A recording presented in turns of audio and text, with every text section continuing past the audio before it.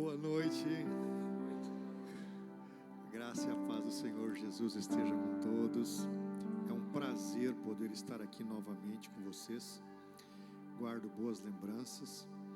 E da última vez que estive aqui, essa é a segunda vez, né? Na vez anterior que estive aqui, após a ministração, o pastor Daniel me levou para nós tomarmos um café na cantina. Isso foi março, abril do ano passado, né? Foi antes da enchente, uns meses antes da enchente. E nós tomamos café e ele disse para mim assim: eu vi atrás de você uma bandeira dos Estados Unidos. Deus vai te levar lá, não é a passeio, não é uma temporada. Eu disse, olha, na época eu já havia ido 19 vezes lá. E ministrando, visitando, enfim. E eu disse, amém. Ele falou para meus filhos também, meu filho que estava comigo. Aí eu disse, amém. Passou. Pois não é que sexta-feira eu estou indo mesmo, para uma temporada.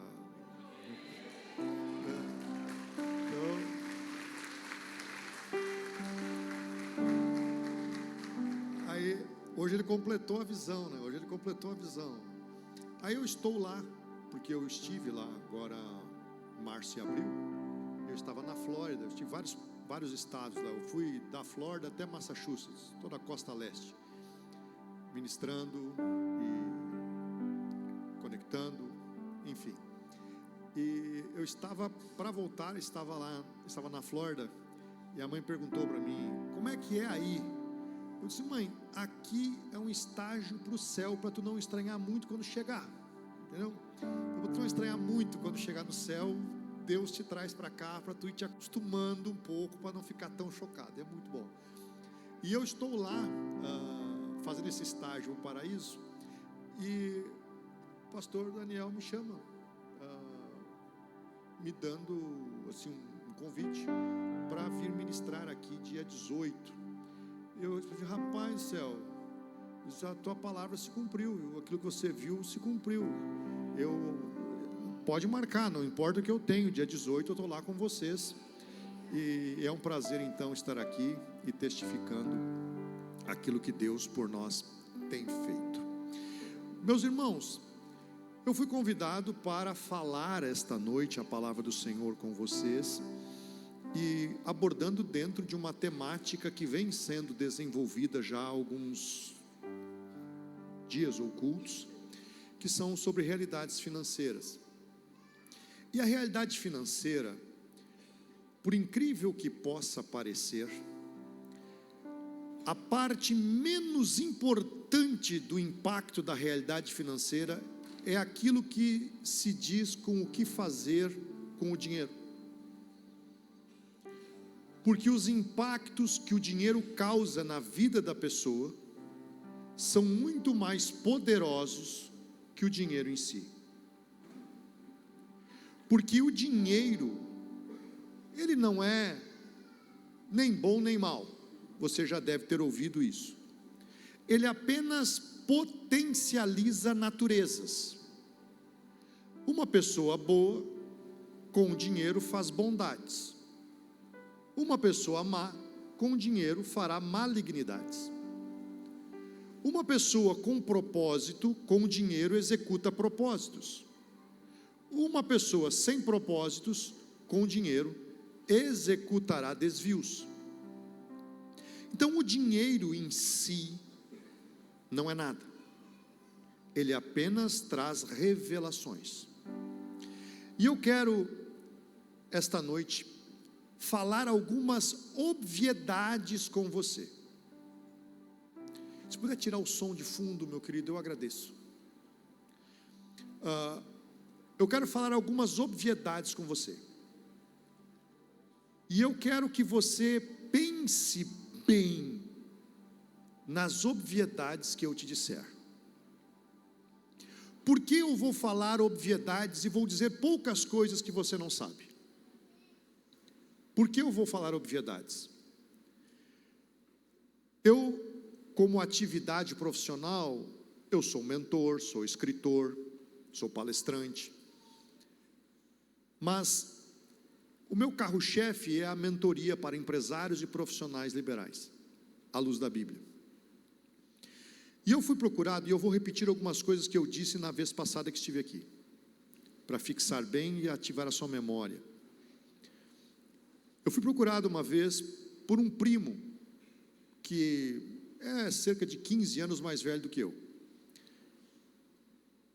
E ele me procurou por conta da esposa dele, que obrigou ele a me procurar, porque viram um processo falimentar que eu passei alguns anos atrás, e todo mundo pensou que eu tinha acabado, e quando viram no que me tornei, disseram: não, espera aí, ele tem alguma coisa para te ensinar, vai falar com ele. E ele veio falar comigo, porque queria uma mentoria comigo, e ele me disse, perguntou o valor da mentoria. Quando eu passei o valor da mentoria para ele, se apavorou, e ele disse assim: mas tem desconto para parente? Olha, se partindo da premissa que tem desconto para parente, para ajudar parente, o parente também pode pagar mais caro para ajudar o outro parente, não é verdade? Por que sempre pede desconto para parente? Por que o parente não paga mais caro para o outro parente? Né? Por quê? Eu não entendo esses processos, mas enfim. Aí ele disse: tá, mas qual é a forma de pagamento? Aí onde é que eu quero falar para você? Para ti é à vista, para os outros eu parcelo. Aí ele: por quê? Pelo seguinte, eu te conheço. Quando eu começar a falar para você aquilo que você precisa fazer, você vai me dizer assim: ah, mas isso eu já sei. Está vendo? Para que eu preciso de mentoria então? Se eu já sei. É exatamente por isso. Porque primeiro eu vou falar para você aquilo que você sabe e não faz, para depois eu te ensinar o que tu não sabe. Porque se eu te falar aquilo que tu não sabe, vai ser mais uma coisa que tu sabe e não faz. E na verdade é isso que ocorre. Tanto é que Paulo ensina a Timóteo e a Tito, dizendo assim: olha, tem pessoas aí que ele usa uma linguagem que vivem aprendendo e nada sabem. São aqueles que viajam para fazer cursos e imersões, e postam em rede social, e na prática não muda nada na vida deles. Por quê? Porque aprendem mais uma coisa para não fazer. Quem não sabe executar o óbvio, não tem o direito de pedir revelação de mistério. Eu acho que você não entendeu o que eu falei. Eu vou repetir. Quem não sabe executar o óbvio, não tem o direito de pedir revelação de mistério. Então, se você quer ter acesso aos mistérios de Deus, comece a fazer aquilo que está estampado diante dos seus olhos. E eu quero falar algumas verdades que você conhece, e quero trazer algumas revelações dessas realidades, porque que você passa por elas. Dentro da tradição religiosa e da tradição familiar, existem alguns conceitos que se tornam normas inconscientes no ser humano. E muitas destas normas inconscientes estão relacionadas a dinheiro. E estas normas inconscientes relacionadas a dinheiro acabam determinando a sua relação com ele, o dinheiro. Metade das parábolas de Jesus falam de dinheiro ou da administração do dinheiro. O modelo de culto instituído por Deus era proibido alguém se apresentar no santuário ou diante de um homem do Senhor, um homem de Deus, sem levar algo que custasse dinheiro. Por que Deus colocou o dinheiro como norma de culto e norma de instrução. Não é porque Deus ama o dinheiro. Ele não ama o dinheiro. Aliás, a Bíblia diz em 1 Timóteo 6,10 que o amor ao dinheiro é a raiz de todos os males. Não é o dinheiro, é o amor a ele. Porque o dinheiro é um ótimo escravo, mas um péssimo senhor. Se o dinheiro vê que você ama ele, você vai atrair o domínio do dinheiro.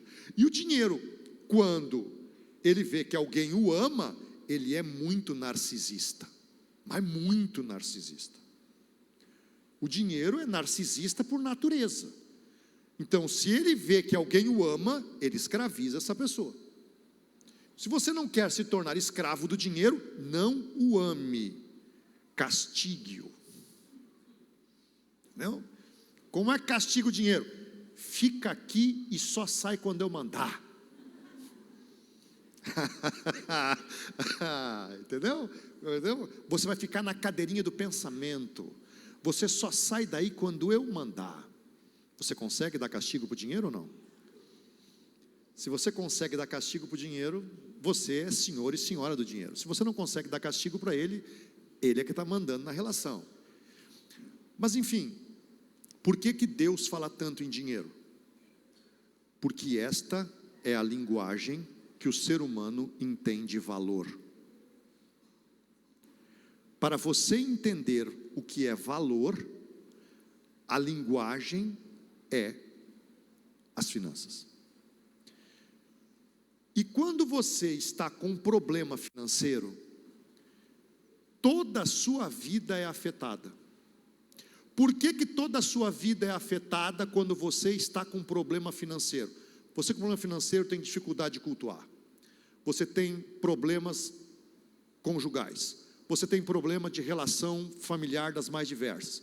Você tem bloqueios para ir e vir. E dentro de um país democrático, a liberdade de ir e vir, ela é essencial. Você tem bloqueios de ir e vir. Você não pode ir onde quer, você não pode fazer o que quer, você não pode comprar o que quer, você não pode comer o que quer, você não pode vestir o que quer.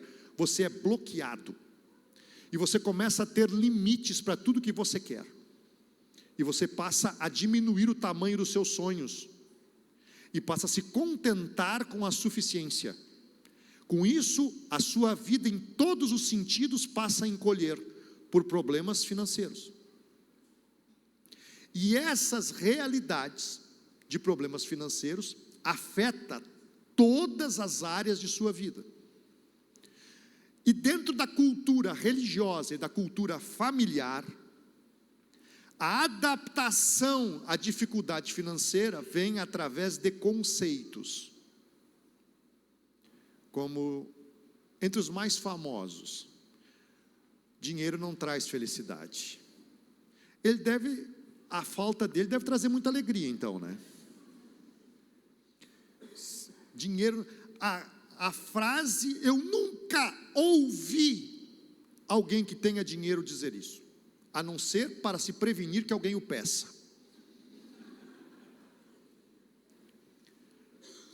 Mas você, quando cresceu, você desde pequena, quando você ia pegar o dinheiro, ou botar o dinheiro na boca, ou pegar o dinheiro e botar algo na mão, o que os seus pais diziam? Dinheiro é? Você começa a impregnar na mente de uma criança que dinheiro é sujo. E a desculpa dos religiosos é que o dinheiro, ele afasta você de Deus. Esta é uma sentença que a igreja, desde a Idade Média, lançou sobre os fiéis para dominar eles através de crenças. Deus, desde que criou o homem, lá no Éden, no capítulo 2, você vê que Deus, depois de ter visto que tudo era muito bom, no capítulo 1, verso 31, no capítulo 2, ele vai falar o quê? Que ele plantou um jardim no Éden, e nesse jardim, o que havia lá? Um exemplar das principais árvores que davam beleza e frutos saborosos, agradáveis ao paladar. Deus fez uma seleção das melhores plantas e colocou em um lugar que chamou de jardim, e colocou ali rios com 4 braços que davam ouro e pedras preciosas, para que ali o homem habitasse. O projeto de Deus para o ser humano está baseado em pilares de qualidade de vida, como riqueza, beleza e sabor. Se você não tem beleza para contemplar, provisão financeira para usufruir e sabor no que te alimenta, com certeza você está vivendo uma fase que não quer. Porque quando você vive em um ambiente que é belo, você tem provisão financeira e sabor e prazer com aquilo que te alimenta, você está feliz. Ataques financeiros, eles vêm para te desviar de propósitos, mas Deus transforma maldições em bênçãos. E eu quero mostrar para você hoje as bênçãos por trás de dificuldades financeiras.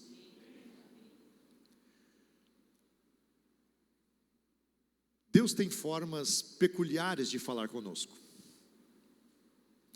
E eu, um tempo atrás, estava chegando na minha casa, e um dos lugares que eu gosto de orar é dentro do meu carro. Porque quando Deus ensinou Moisés, lá no capítulo 6 de Deuteronômio, do verso 4 ao 9, uma das coisas que ele diz é que nós deveríamos falar da palavra e orar enquanto andamos pelo caminho. Porque andar pelo caminho é um senso de direção, você sabe onde está e sabe para onde está indo. Então tudo que você conversa, o que você ouve, de onde sai para onde vai, você acaba direcionando a tua mente para aquilo, inconscientemente. A Bíblia fala de coisas há mais de 3.000 anos, que hoje as pessoas parecem que descobriram a roda, vendendo cursinho aí. Mas enfim, e eu estava orando e passando por uma situação bem difícil, e Deus falou comigo de uma maneira bem peculiar. Disse: Luciano, o que acontece se você colocar em uma panela de água quente um ovo e uma batata? Ó a conversa, ó a conversa. Aí eu respondi o óbvio, né? Eu falei, você fala coisas óbvias, né? Eu respondi o óbvio, o óbvio. Olha o que eu estou falando, de ovo e batata, o óbvio. O ovo endurece e a batata amolece. Por que isso? Porque ele muda a natureza. E ele muda a natureza porque ele foi colocado aonde? Em um ambiente hostil, uma panela de água quente.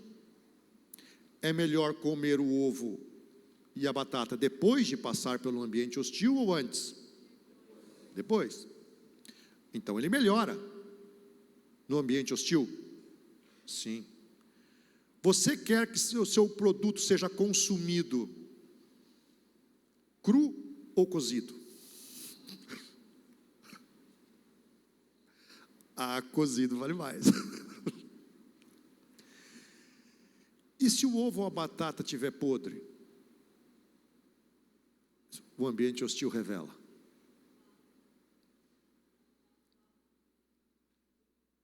O ambiente hostil revela o que você tem dentro. Não é na fartura que você é provado, é no ambiente hostil. Eu cheguei em casa pensando no ovo e na batata, e comecei a avaliar minha vida com o ovo e a batata.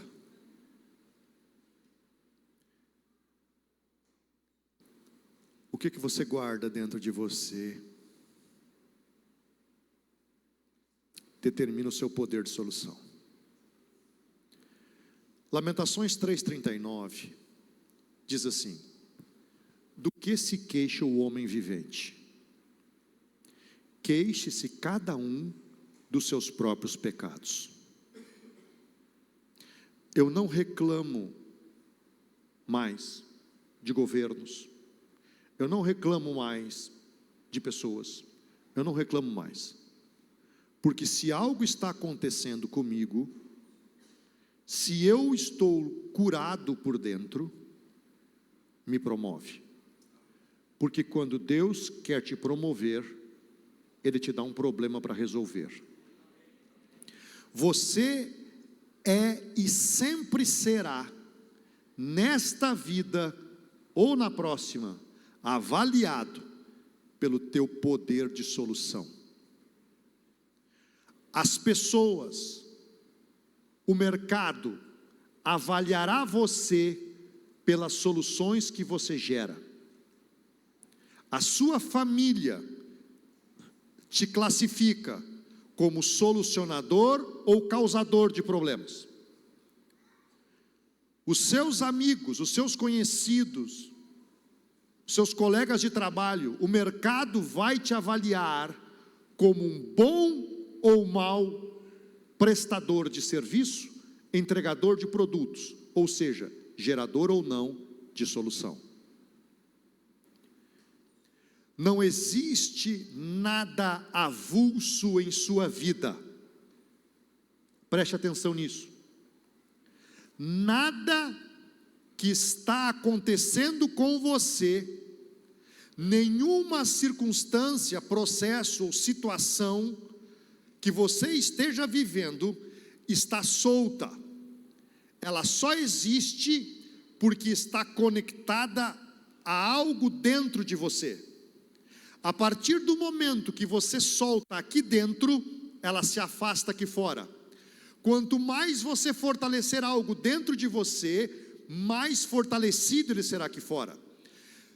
A geração acima de 20 anos morreu no deserto quando saiu do Egito em direção à terra prometida, porque racionalmente eles agradeciam a Moisés e a Deus por terem saído do Egito, mas emocionalmente se lembravam dos pepinos, dos alhos e dos melões do Egito.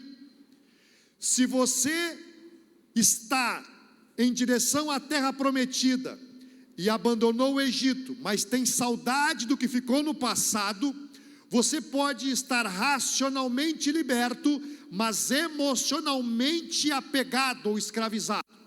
Enquanto você não apagar as memórias, não desvincular o seu coração do seu passado, você não entra na terra prometida e corre um sério risco de morrer no deserto.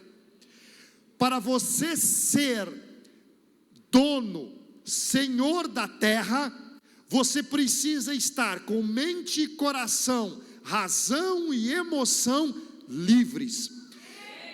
E a bênção financeira não repousa sobre quem está escravizado emocional ou racionalmente, porque Deus não enriquece mentalidade escrava. Deus não enriquece coração escravo, porque escravo se mantém com comida e trabalha para gerar riqueza aos outros. Senhor da terra é emocional e racionalmente liberto. E como é que você apaga memórias?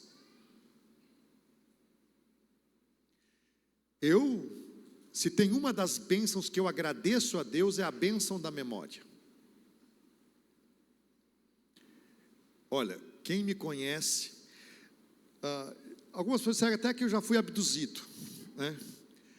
Porque eu encontro pessoas de 10, 15 anos atrás ou mais, e eu lembro as nossas conversas, eu falo das nossas conversas, a roupa que a pessoa usa às vezes, usava às vezes. Entende? Então, Deus me agraciou com memória. Mas existem áreas da minha vida, existem pessoas que passaram pela minha vida, que eu só me lembro quando tocam no assunto. porque ficaram para trás.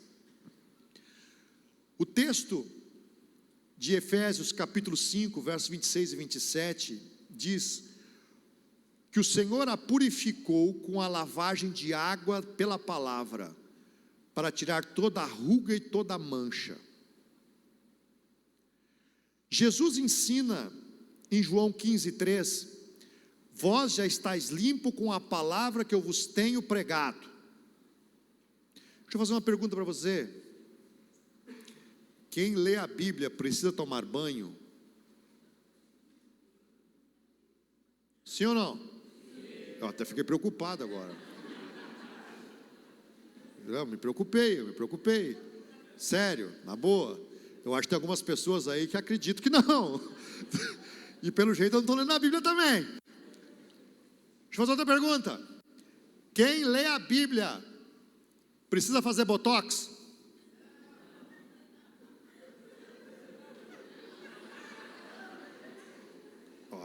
Irmã, tem fé, hein? Eu ouvi uma mulher dizer isso, cara. Eu disse, não, Deus faz milagre na terra, rapaz. Eu achei que as mulheres que iam dizer, amém, sim, precisa. Achei que as mulheres que iam falar, não falam, rapaz, um negócio diferenciado aqui mesmo, hein? Mas pode fazer botox, não é de Deus isso aí, viu? Isso é de Deus, não tem problema nenhum. Quer dizer que ler a Bíblia, os pés de galinha vão embora se ler a Bíblia? Porque eu estou fechando pela 27ª vez a leitura da Bíblia e continua vindo os pezinhos. Então, que ruga é essa que a Bíblia tira? Deixa eu fazer outra pergunta para você. Quem lê a Bíblia precisa lavar roupa para tirar mancha? Bom, amém. Mas a Bíblia diz que a palavra tira a ruga, tira a mancha e limpa. O quê? Memórias.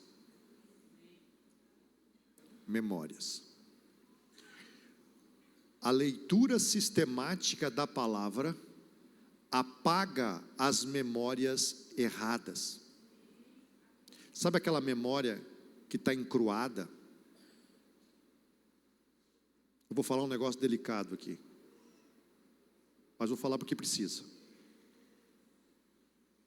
Você está com uma pessoa e na intimidade pensa noutra. Memória errada, que atrai sérios prejuízos para você.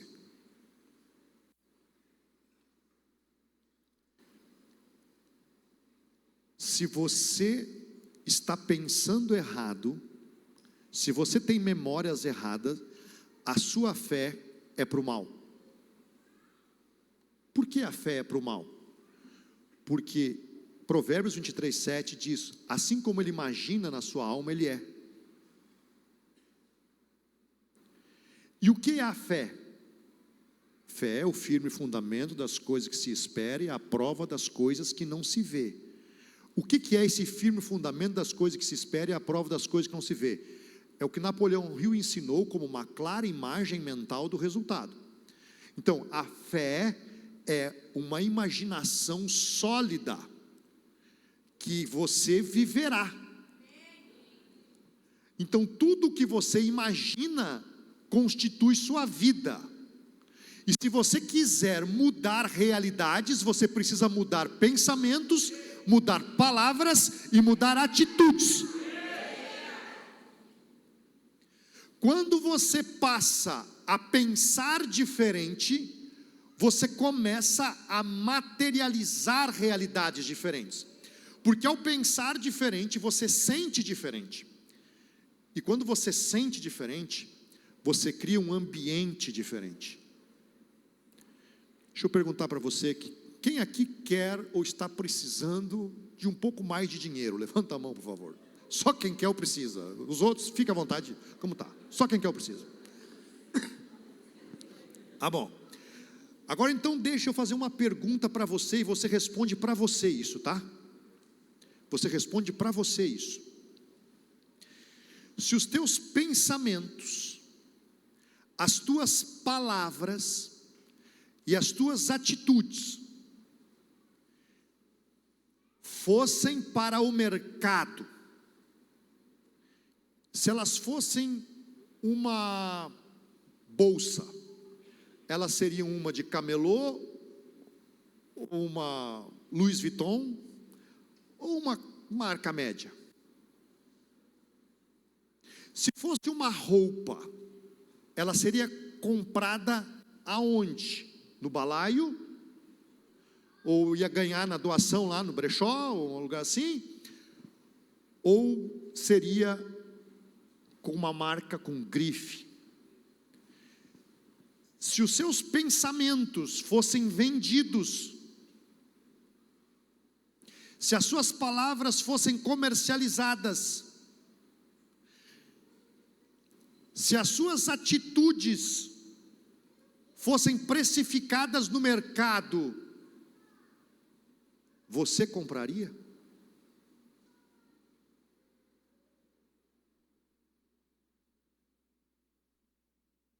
A resposta a essa pergunta determina o nível de bênção financeira que você tem crédito para receber.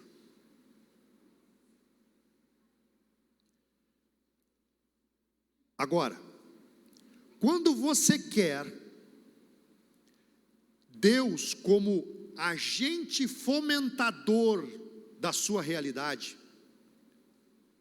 você precisa entender que as leis espirituais, elas não mudam por tua causa. Se você quer Deus como sócio da sua vida, da sua família, dos seus negócios, entenda que Deus jamais entra em um negócio como acionista minoritário. Ou ele é majoritário, ou seja, é a norma dele, a decisão é dele, o projeto é dele, você executa, mas é como ele quer, não você. Se não é para ser assim, segue sozinho ou arruma outro parceiro. Só que o outro parceiro,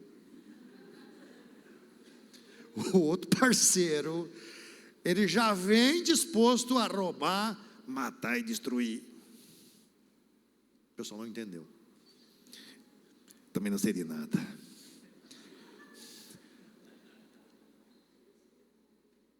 Se você não está disposto a entregar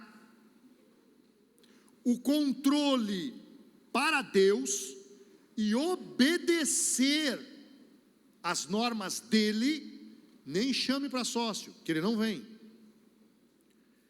Ah, mas eu obedeço. Não, se tu obedecesse não estava nessa. O cristianismo moderno está confundindo obedecer com concordar. Concordar é uma coisa, obedecer é outra. Quando você obedece, você faz o que não quer. Quando você concorda, você só faz o que quer. Então, se a pessoa disser para você fazer algo que você está de acordo, você faz. Se você não está de acordo, você não faz. Com Deus não existem concordantes. Ou obedece, ou não participa. É ou não é? Ou você faz, ou está fora. Então, se você quer Deus como agente ativo na sua vida, você precisa obedecer às normas estabelecidas na sua palavra. E as realidades financeiras, elas estão vinculadas diretamente àquilo que você está colocando como valor no mercado. Isaías 48:10 diz assim: eu te refinei, mas não como a prata, eu te purifiquei na fornalha da aflição.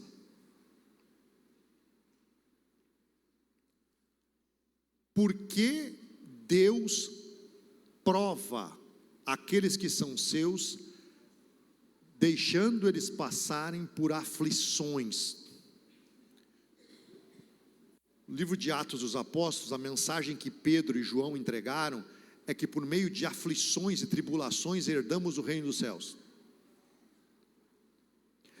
Tiago, capítulo 1, do verso 1 ao 12, é uma declaração assim, ó: bem-aventurado o homem que passa por provação, regozijai-vos e alegrai-vos quando passardes por aflições. Tiago está dizendo assim: olha, quando você tiver um grande problema, faz uma festa, te alegra, pula, dança, sorria. Por quê?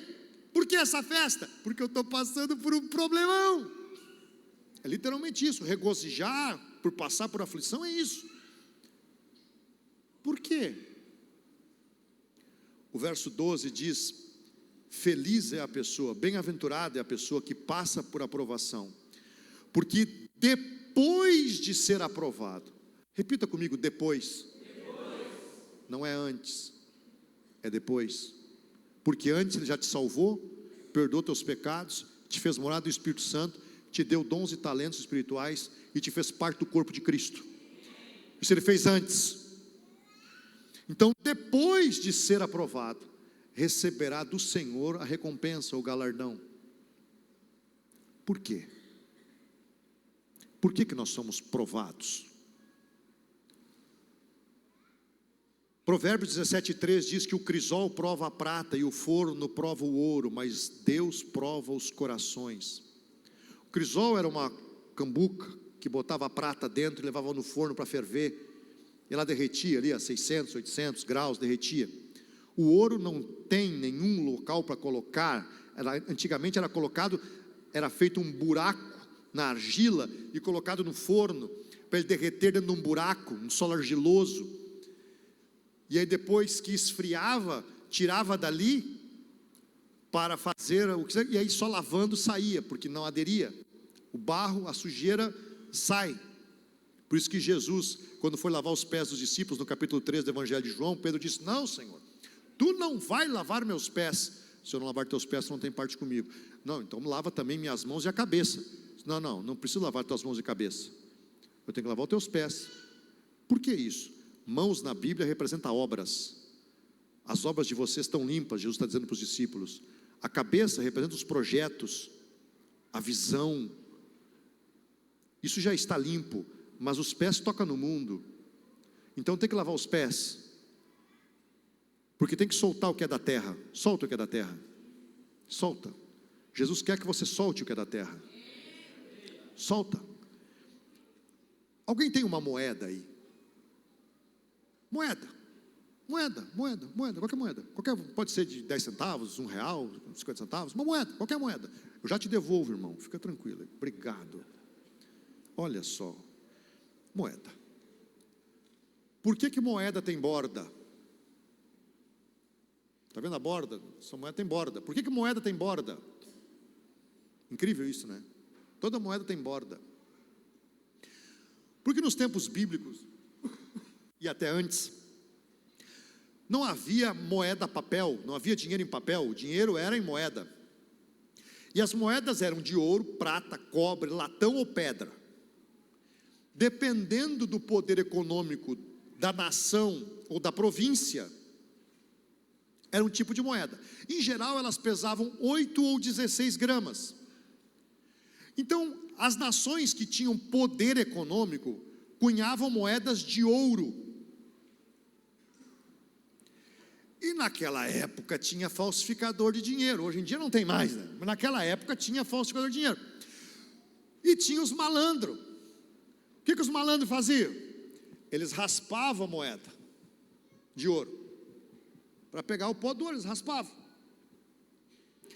E aí ficava aquela moeda raspada. Diminuía a moeda. Por que criaram a borda na moeda? Para evitar a raspagem. Para não tirar ouro, colocaram a borda, porque quando tem borda, você tem nivelamento. A borda é o limite da moeda. Meu irmão, sabe por que Deus muitas vezes coloca limite em você, para que as pessoas não fiquem roubando os teus valores. Porque se Deus não colocar limites a você, você fica dando coisas para quem Deus não quer dar. Você fica patrocinando coisas que Deus não quer patrocinar. Você fica fazendo coisas que Deus não quer fazer. Uma das coisas que eu aprendi quando atendia a igreja, quando pastoreava a igreja e passava por crises financeiras, é que às vezes Deus me permitia passar por dificuldades financeiras na gestão de igrejas, porque eu estava patrocinando pessoas com o dinheiro da igreja, que Deus não queria patrocinar. Por quê? Porque Deus vê e ouve coisas que eu não vejo e não ouço. E Deus encurtava meu cobertor para eu não ficar tapando o que Ele não queria. Então, às vezes, você passa por situações que Deus permite para que você não seja literalmente roubado.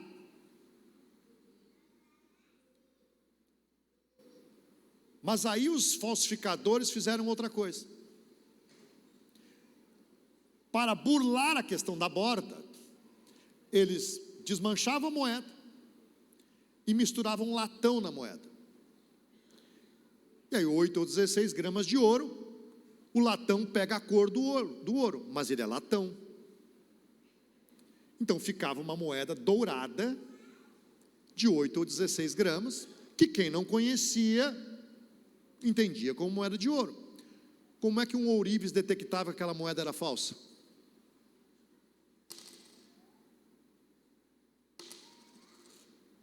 Se você pegar a sua aliança de ouro e largar no vidro, pegar uma bijuteria ou um anel de prata e largar no vidro, você vai ver que cada metal tem um som diferente. Deixa eu perguntar para você, qual é o som que você emite?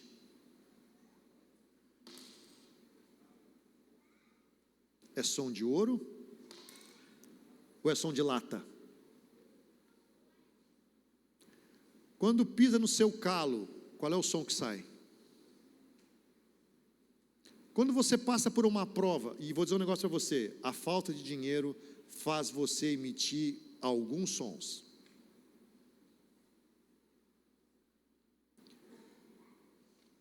Eu vou dizer outra coisa para você.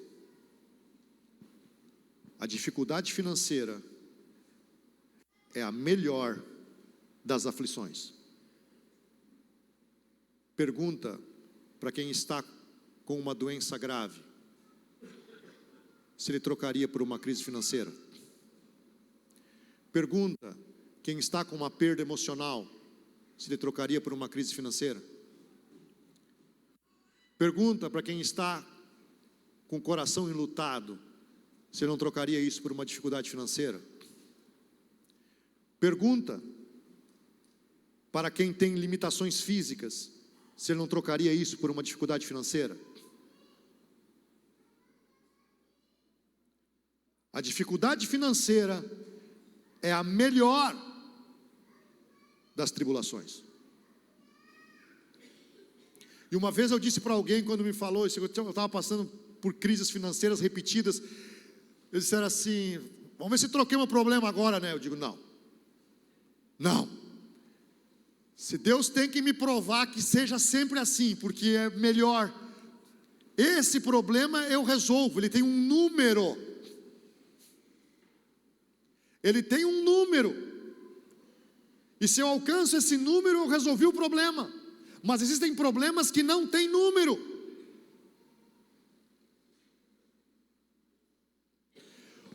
E se você não estiver disposto a passar por aflições,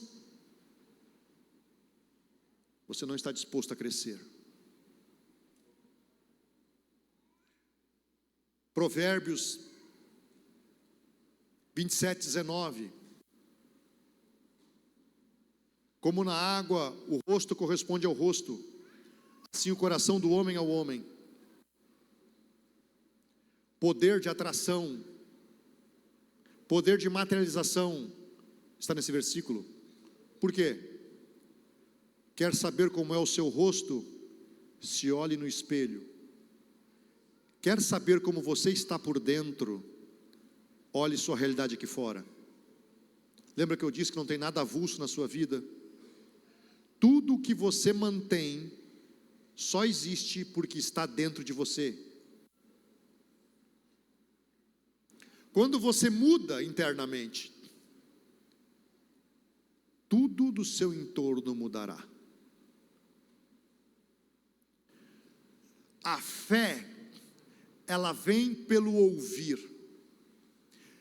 E o ouvir a palavra de Deus. Romanos 10:17. Então tudo que eu ouço sobre Deus gera em mim a fé em Deus. Tudo que eu ouço a meu respeito gera em mim a fé em mim mesmo. Porque o princípio é o mesmo. O princípio é o mesmo. O que você ouve a seu respeito? O que você ouve durante o dia? Que tipo de música você escuta? Que tipo de noticiários você assiste? Tudo isso determina aquilo que você crê. E tudo que você crer determina o que você está disposto a obedecer. Deixa eu fazer uma pergunta para o pessoal da sonoplastia, o pessoal que cuida aí. Se eu pedir uma imagem na internet, vocês conseguem colocar no telão? Conseguem? Eu não estou vendo. Estão aí ou não estão?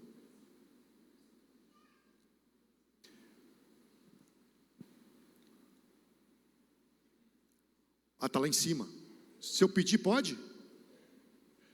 Procura aí, dá um Google aí, procura aí, né? Inteligência artificial, Google, procura assim, formato do carbono no grafite, e formato dos átomos de carbono, formato dos átomos de carbono no grafite, e formato dos átomos de carbono no diamante. Se puder colocar as duas imagens na tela, eu agradeço. Voltando aqui.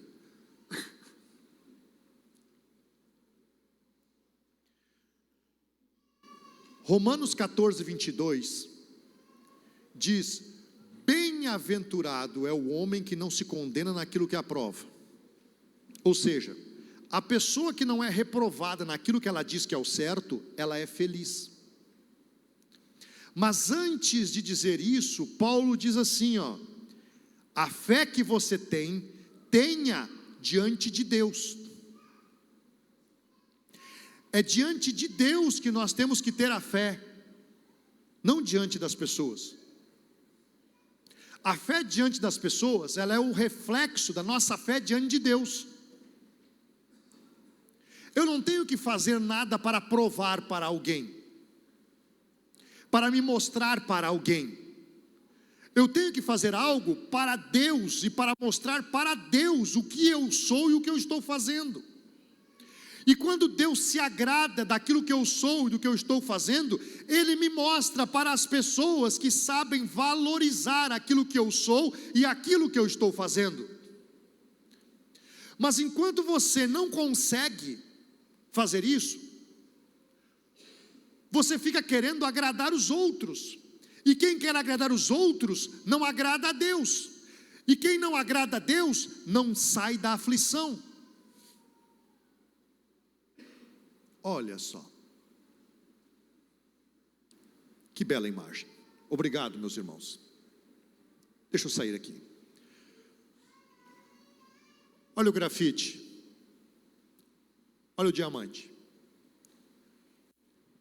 Isso aqui é o desenho. Se você pegar e estudar um grafite, qualquer grafite, que você compra por R$1 ou menos. O formato molecular atômico, o formato atômico do grafite é esse. O formato atômico do diamante é esse.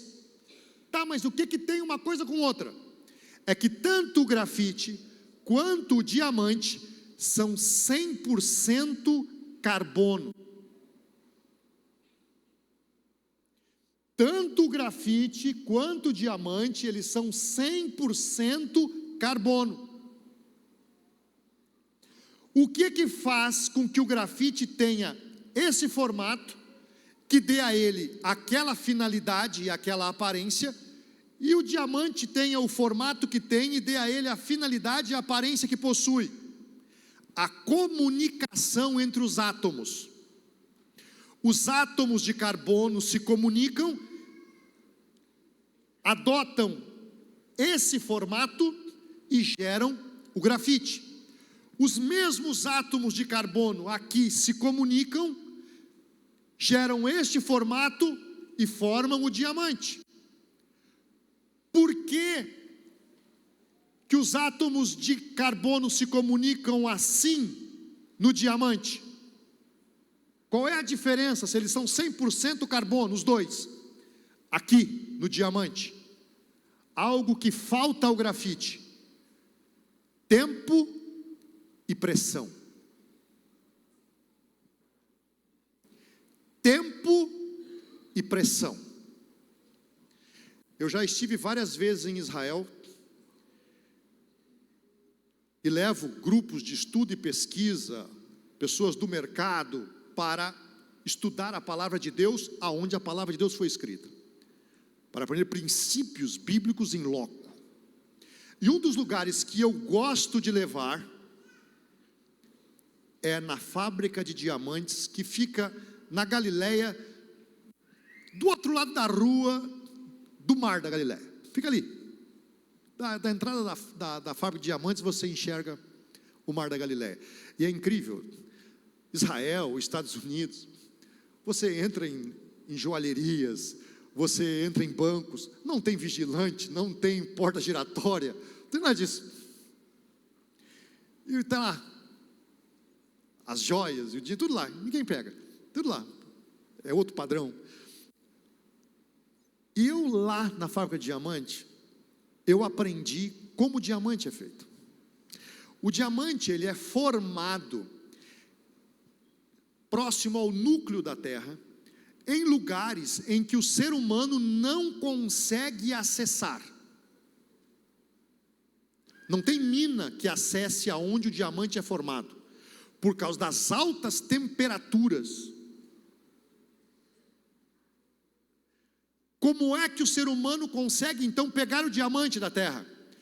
Pelas erupções vulcânicas que o núcleo da Terra promove, expelindo o que está nele em estado sólido, porque as larvas, elas vão condensando, então vai sendo expelido, e vai sendo expelido de tal forma, que vai fazendo com que o diamante, que está no subterrâneo terrestre, venha chegar em uma profundidade acessível ao ser humano. E aí, através de minas, se consegue extrair o diamante.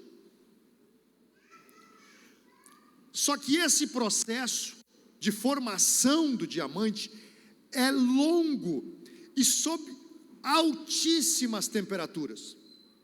Só que esse processo demorado e em alta temperatura faz com que os átomos se comuniquem e adotem esta imagem, e através desse formato cria-se então a joia rara, enquanto que aqui é gerado em superfície, aonde a pressão é pouca e o tempo é curto. Mas só que esta diferença determina o valor de mercado e o posicionamento de irmãos gêmeos, porque eles são 100% carbono. Agora deixa eu dizer uma coisa para você: 70% do teu corpo é feito de carbono. E quando você está passando por dificuldades, está passando por problemas, está passando por aflições, o que Deus está dizendo para você? Eu estou dando tempo e pressão para você mostrar a joia que é. Se você não está disposto a passar a aprovação para depois de ser aprovado, receber a recompensa, que é o valor de mercado, o posicionamento que tem e o lugar aonde você será colocado, se você não está disposto a isso, não dá.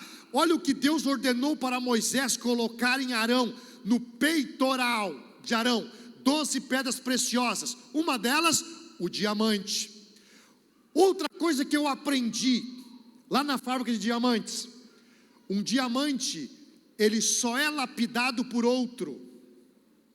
Diamante não é lapidado por safira, diamante não pode ser lapidado por esmeralda, diamante não pode ser lapidado por ônix, diamante não pode ser lapidado por prata, porque arranha.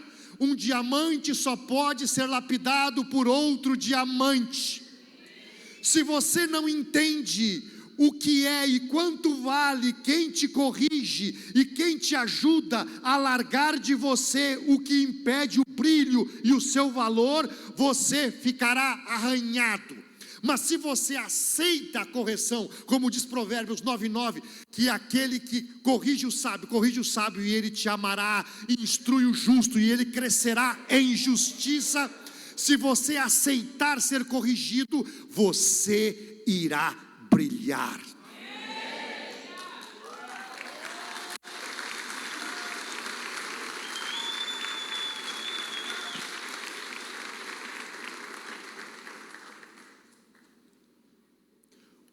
O que determina o quilate de um diamante? Formado no tempo e na pressão. Você precisa, se você realmente tem valor, você precisa se deixar lapidar por quem também tem valor. Mas duas coisas acabam determinando o quilate de um diamante: a gema. A gema. A gema é fundamental.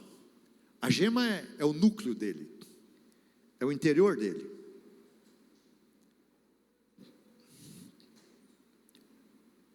Porque a gema vai determinar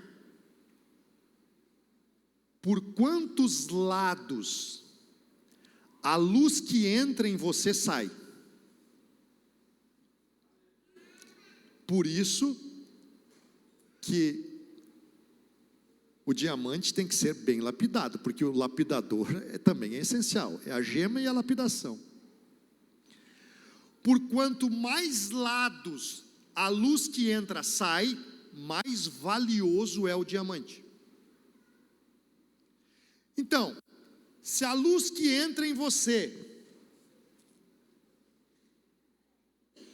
se a luz que entra em você,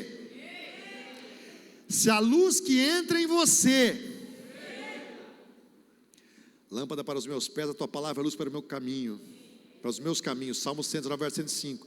Provérbios 6:23, porque o mandamento é uma lâmpada e a instrução é uma luz. E a correção e a instrução é o caminho para a vida. Por quantos lados sai a luz que entra em você? Se a luz que entra em você só sai dentro da igreja, você é até um diamante, mas é um diamante barato. Se a luz que entra em você, ela só sai na igreja e dentro de casa, você melhorou um pouquinho. Mas se a luz que entra em você, ela sai na igreja, ela sai em casa, ela sai na rua, ela sai no trabalho, ela sai nos negócios, ela alcança o mundo. Se a luz que entra em você alcança o mundo, você é um diamante de alto quilate. E o seu lugar é na coroa dos reis. Então não reclame do que você passa, melhore sua gema. Solta o latão, solta.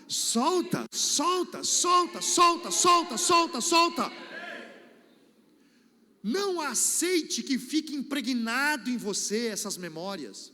Não aceite que fique impregnado em você esses sentimentos. Não aceite. Eu escrevi nesse livro aqui. Esse livro aqui, Libertação pelo Conhecimento, eu escrevi quando... Isso aqui foi meu laboratório, quando eu fiz da minha vida meu laboratório para saber o que eu sei hoje. Até eu ouvi um grande filósofo brasileiro citando o que eu escrevi no livro, no vídeo. E o cara, ele leu meu livro, meu. Ele leu meu livro. O cara leu meu livro e o cara não disse onde tirou isso, né? Ele só leu, ele só contou, ele só fez o vídeo, mas não contou onde tirou. Eu disse, se a sua vida fosse um veículo, o retrovisor é menor ou maior que o para-brisa? Porque existem pessoas que a vida deles, o retrovisor é maior que o para-brisa, porque eles olham mais para o passado que para o futuro. Eles ficam olhando para o que foram, para o que fizeram, onde estiveram. Eles ficam olhando para isso, e eles não olham para frente. Provérbios capítulo 4, verso 24 e 25, vai dizer ali, os teus olhos olhem direito, e as tuas pálpebras olhem diretamente diante de ti. Pondera a vereda dos teus pés e retira teu pé do mal. Ou seja, olha para frente. Hebreus capítulo 12, verso 2, olhando para Jesus, autor e consumador da nossa fé. O apóstolo Paulo fala aos Colossenses, no capítulo 3, nós temos que olhar para cima. Isaías capítulo 22 diz, olhando para o Senhor, olhai para mim e sede salvos, vós todos os termos da terra. Ou seja, aonde os teus olhos estão focados, é para frente ou para trás? Porque aqueles que têm um retrovisor maior que o para-brisa, ou eles estão parados por acidente, ou estão andando muito devagar. Mas quem tem um para-brisa grande e um retrovisor pequeno, viaja seguro, porque ele olha, de vez em quando dá uma olhada por questões de segurança, mas está olhando para frente. Se você fica olhando para o passado, apegado ao passado, vivendo emoções do passado, lembrando do passado, você não enriquece. Uma das bênçãos da riqueza, do dom de adquirir riqueza, que Salomão ensina em Eclesiastes, capítulo 5, e o verso 20, é que não se lembrará dos dias passados, porque Deus enche seu coração de alegria. Então, a melhor comida que eu comi foi hoje, a melhor viagem que eu estou fazendo é a próxima, o melhor carro que eu já tive na vida é o que eu tenho, tudo que eu tenho é o melhor. Por quê? Porque eu sou agradecido pelo que eu tenho e não pelo que me falta. Esse é um segredo do sucesso, um dos segredos do sucesso. Preste atenção no que você tem e não no que te falta. Quem vive pensando em tribulação financeira, está só pensando no que falta e não no que tem. Quem está envolvido emocionalmente por problema financeiro, ele pensa no que falta e não no que tem. Então ele vê o valor financeiro que está faltando, mas não vê os tesouros que tem em casa, não vê os tesouros que tem na igreja, não vê os tesouros que tem na saúde, não vê os tesouros que tem no trabalho. Por quê? Porque ele está prestando atenção no que falta. Pare de prestar atenção no que falta e comece a viver e ser agradecido com o que você tem. O seu foco tem que ser no que você tem, porque quem está com a mente treinada a valorizar o que falta, por mais dinheiro que tem, sempre estará faltando alguma coisa. Conhece aquela pessoa que não devia quando ganhava 1.000, mas quando ganhou 10.000 começou a dever? Conhece aquela pessoa que todo final de semana era uma alegria, quando ela ganhava 2, 3 mil por mês, aí passou a ganhar 50, 100 mil, final de semana virou uma guerra. Por quê? Porque presta atenção no que falta e não valoriza o que tem. O Senhor quer que você seja agradecido com o que você tem, porque quem é agradecido pelo que tem, não sente falta. Você quer ser grafite ou diamante? Suporte a aprovação. Passe a aprovação. Romanos capítulo 4, versos 17, 18 e 19. Consegue colocar esse texto no telão, por favor? Porque eu posso recitar aqui, mas eu quero que fique fixado. Romanos capítulo 4, do verso 17 ao 19.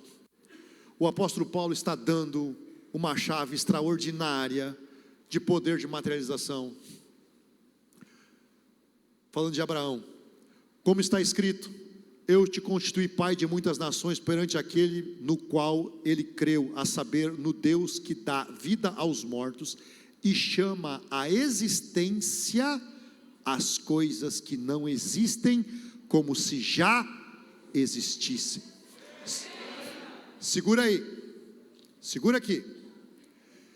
O Deus que nós cremos, que vivifica os mortos, Ele chama à existência aquilo que não existe, como se já existisse. Então, quem crê em Deus não reclama do que falta, chama à existência. Se você crê em Deus e não tem os recursos, você diz: eu creio em Deus e em nome de Jesus a porta abre e o recurso existe.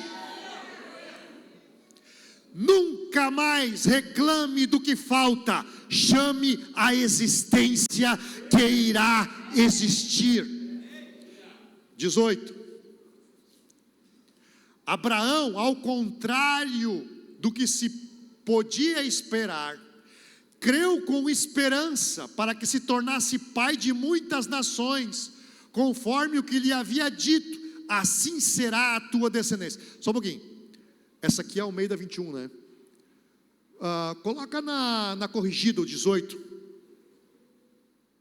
para você entender.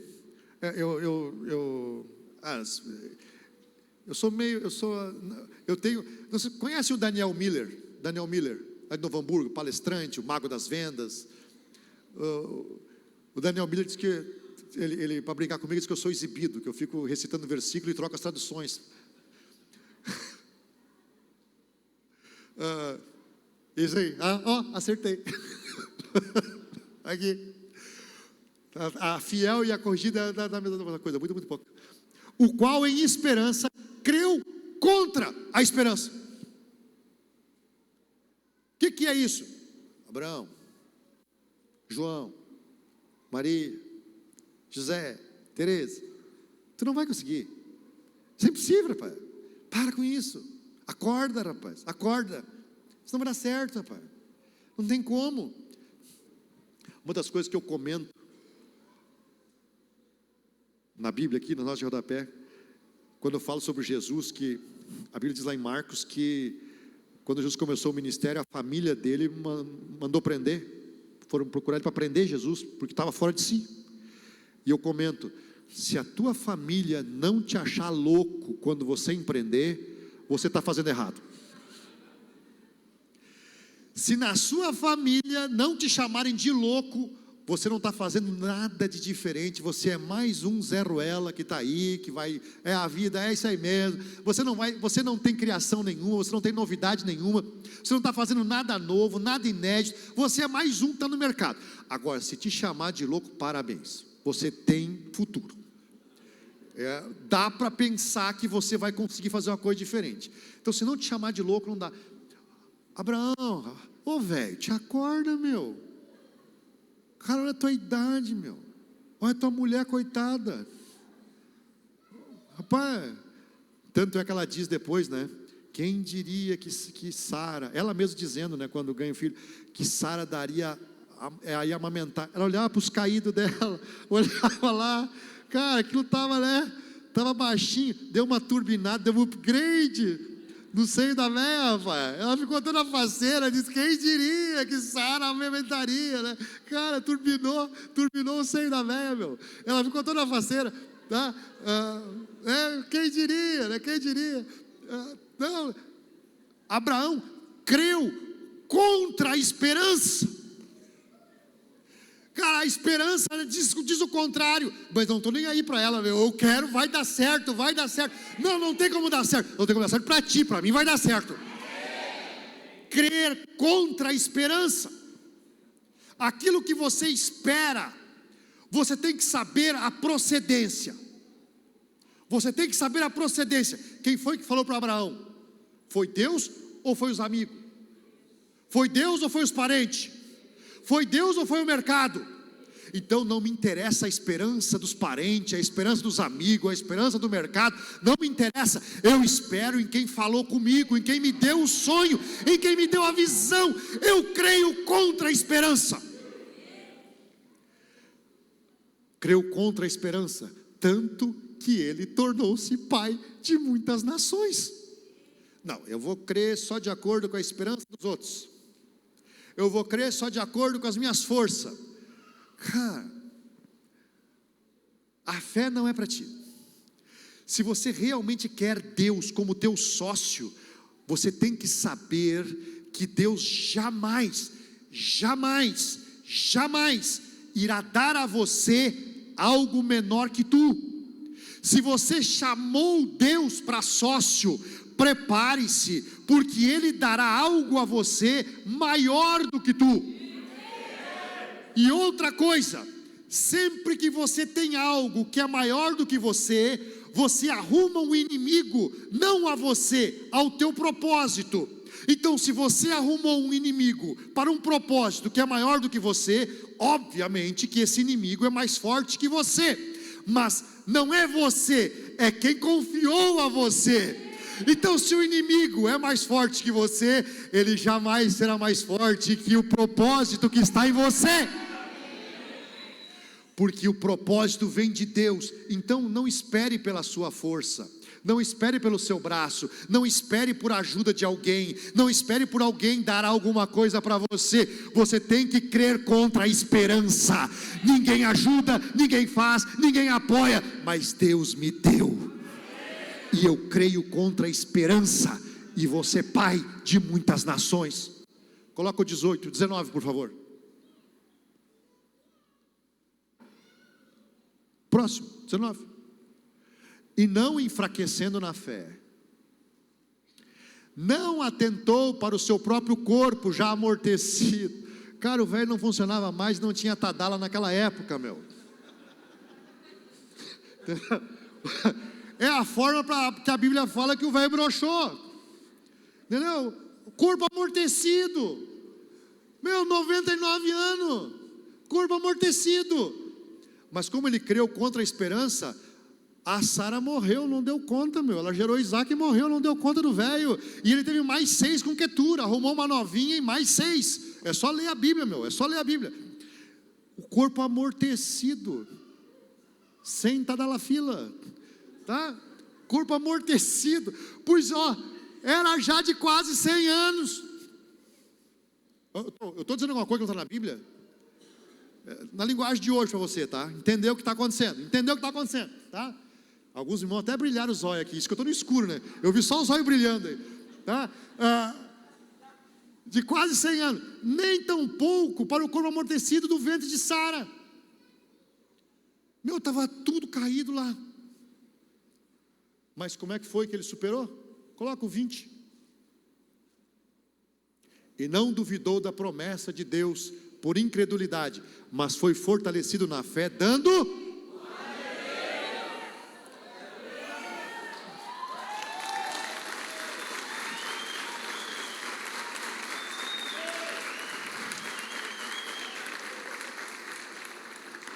meu irmão, quando a situação está que não dá mais, glória a Deus. Quando os boletos chegam um atrás do outro, glória a Deus. Quando as circunstâncias parecem que não tem volta, já todo mundo está dizendo vai quebrar, glória a Deus. Eu vou ser fortalecido na fé, dando e o 21? E estando certíssimo de que o que ele tinha prometido também era poderoso para o fazer. Em quem é que você tem esperado? Se você espera em Deus, se Deus prometeu, Deus é poderoso para cumprir. E quem confia em quem promete, crê contra a esperança. Meu irmão, você pode fazer muitas escolhas na sua vida, mas a principal é em quem você confia, em quem você crê. Porque se você crê e confia na pessoa certa, nada no mundo impede o seu propósito. Se você crê e confia, você com certeza vai materializar a realidade de vida que você deseja viver. Se a realidade de vida que você deseja, ela cabe na sua mente, e quando eu digo cabe na sua mente, é porque ela fica aqui, não é um problema que tira ela. Meu irmão, não é um problema que mata o meu sonho, o problema só me dá as condições e abre os caminhos para eu chegar onde eu preciso. Comece a olhar os problemas e as adversidades como uma oportunidade que Deus está te dando para você chegar aonde deseja. Porque os ventos fortes, eles não vão desviar você do caminho se você souber alinhar as velas. Se você souber alinhar as velas, o vento forte vai levar você mais rápido aonde você quer chegar. Que esta noite eu tenha servido de bênção para a sua vida, para você conseguir alinhar as suas velas e saber entender as adversidades que você procura. E se você quer saber um pouco mais, o pastor já falou, tem a minha Bíblia, que tem capa preta, e a capa rosé, que é para o casal não brigar pela Bíblia, né? Mas cada um marcar a sua, entendeu? Aí cada um marca a sua, cada um lê a sua, estudam junto, mas cada um pinta e marca a parte que mais deseja. E tem os livros. E se você não investir na sua vida, se você não investir na sua fé, se você não investir no seu conhecimento de Deus, por que Deus vai fazer isso? Se você não coloca os seus recursos no seu crescimento pessoal diante de Deus, por que você vai fazer isso? Eu às vezes olho para pessoas e eu entendo perfeitamente a limitação delas pela capacidade e disposição que elas têm, capacidade emocional e disposição, não financeira, emocional e disposição em investir em crescimento. Porque eu estava em São Paulo alguns meses atrás, antes de ir para os Estados Unidos, essa última vez, eu fui em São Paulo, e eu fui convidado por um grande empresário do Brasil, grande empresário. Tanto é que ele é o responsável pelo sistema de primeiros socorros e proteção de incêndio e segurança de todos os aeroportos do Brasil, portos e várias rodovias. E ele havia vendido uma empresa nos Estados Unidos, uma das empresas, por 100 milhões de dólares. E ele teve acesso à minha Bíblia e me chamou para tomar um café no escritório dele em São Paulo. E aí, quando eu estava lá com ele me disse que um dos conselheiros dele, que é o maior empresário do Brasil em número de CNPJ, ele tem mais de 3.500 empresas, que é pai de um outro empresário que me chamou para São Paulo, que foi o que me chamou para São Paulo, aquelas coincidências assim. E eu cheguei lá, estava na reunião, e aí chegou o outro. Nós começamos a conversar, e ele disse: você que é o Luciano? Eu digo: sou eu mesmo. Ele disse: pois rapaz, eles me deram a tua Bíblia e tomaram de mim. Porque a minha Bíblia foi dada de presente para grandes players do Brasil num evento, e um deles é um ex-alcoólatra que estava lá, que foi dar uma palestra, e ele não ia ganhar a Bíblia, para ele comprar uma garrafa de vinho caro. E quando foram dar o vinho para ele, disseram: esse cara não bebe, ele é ex-alcoólatra.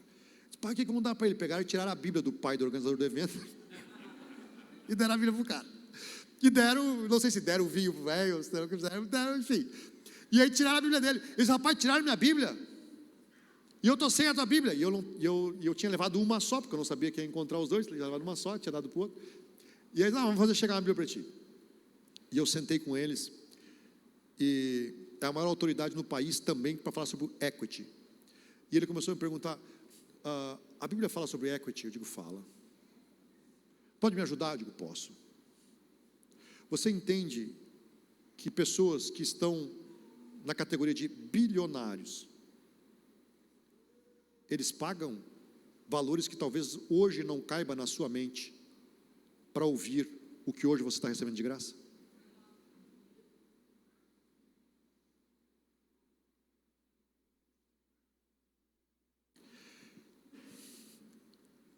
O poder de materialização e de resposta que você tem é o quanto você está disposto a investir na fé que você professa.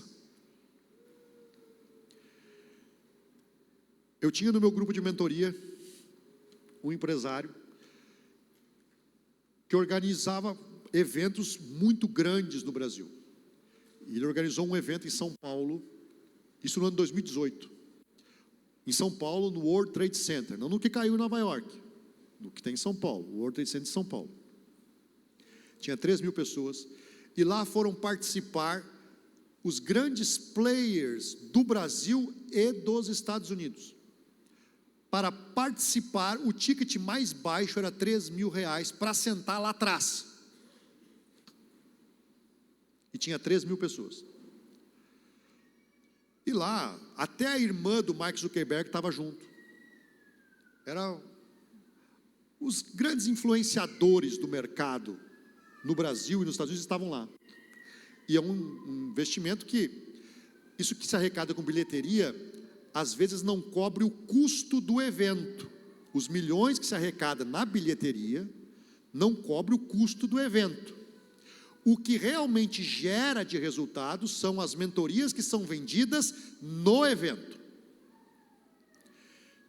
E todos que estavam lá, que foram participar do evento para palestrar, que é um sucesso para atrair pessoas, eles tinham um ticket e precisavam vender.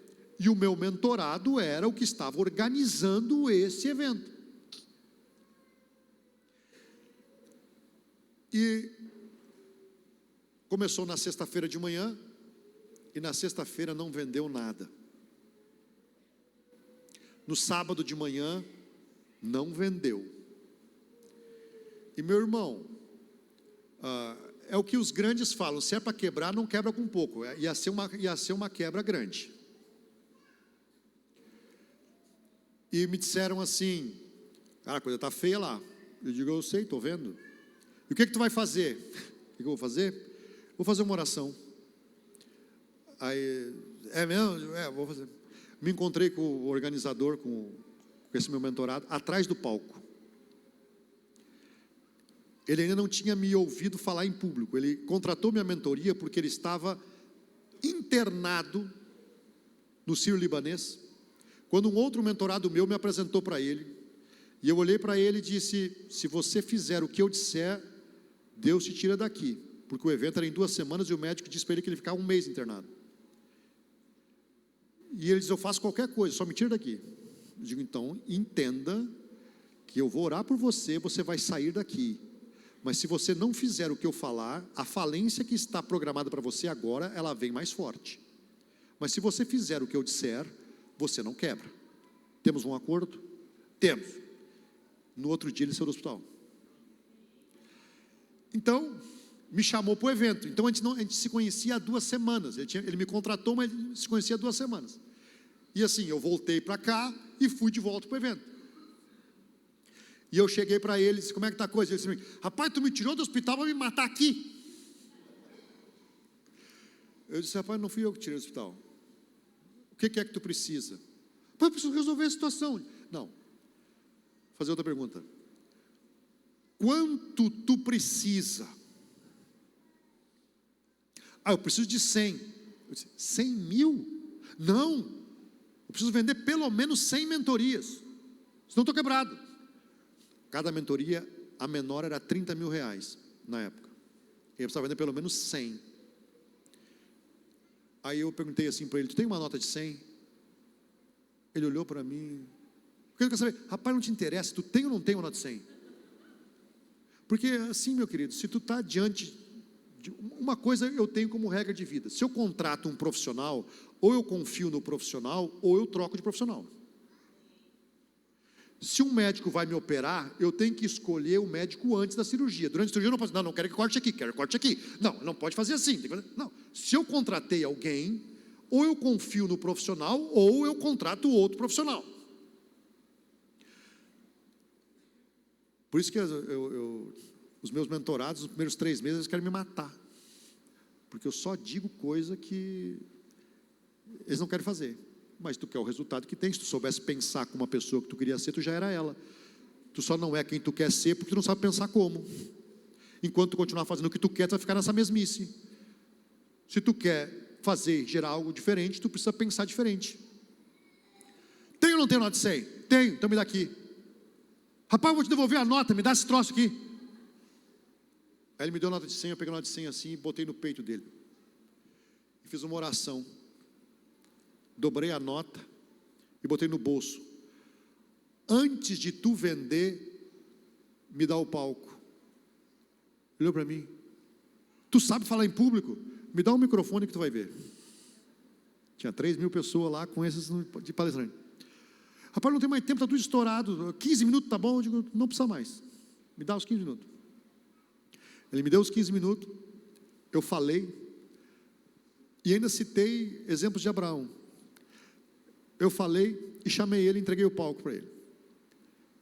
Pois não é que a TV que estava cobrindo, com todos os palestrantes, na hora que a TV estava cobrindo, era a hora que eu estava falando, e eles botaram eu falando na TV. Aí, terminou, ele falou, vendeu e tal, e eu saí, não vi mais ele. No outro dia, eu me encontrei com ele, ele chegou para mim assim: por que tu fez isso? Eu digo: cara, o que eu fiz de errado? Eu comecei a pensar o que eu tinha feito, né? Busquei todos os meus arquivos de memória e não achei nada de errado que eu tivesse feito. Disse: o quê? Por que tu não me disse? Aí eu busquei minhas memórias de novo, o que eu não falei para ele? E o que é, rapaz? O que aconteceu? Das vendas, da mentoria, por que tu não me falou? Eu digo: pá, rapaz. Digo: quantas tu vendeu? 101. Por que tu não me falou? Eu pedi 200. Eu digo: ah, rapaz, isso é problema teu. Aprende. Meu irmão, ou você crê na instrução da palavra, ou a palavra não é para você. Você precisa aprender a crer na instrução da palavra. E você crê na instrução da palavra, na disposição que você tem em fazer ela acontecer em sua vida. E uma das formas para isso é o que Deus instruiu a Josué no capítulo 1, do verso 5 ao 9. E uma delas é meditar dia e noite. Meditar dia e noite. Porque assim serás bem-sucedido, ninguém vai te resistir, e tu prosperarás em tudo, e eu estarei contigo. Seja forte e corajoso, não pasme e nem te espantes, esforça-te e tenha bom ânimo, porque o Senhor teu Deus é contigo por onde quer que tu andares. Mas para isso tem que meditar dia e noite. Então, invista na sua fé, invista no seu conhecimento. E como estamos fazendo uma aliança aí com o pastor Daniel, eu estou iniciando agora nos Estados Unidos um grupo de mentoria, com brasileiros empresários nos Estados Unidos. Vocês daqui, se quiserem entrar para um grupo de empresários, eu vou fazer um ticket para você de microempresário, para você estar num mesmo ambiente, uma mesma sala virtual, com empresários nos Estados Unidos, que eu vou estar dando um grupo. Os interessados podem falar comigo depois. Meu irmão, minha irmã, Que a palavra de Deus ministrada fecunde os resultados que você espere, que os frutos do Espírito Santo se multipliquem em sua vida, em nome de Jesus.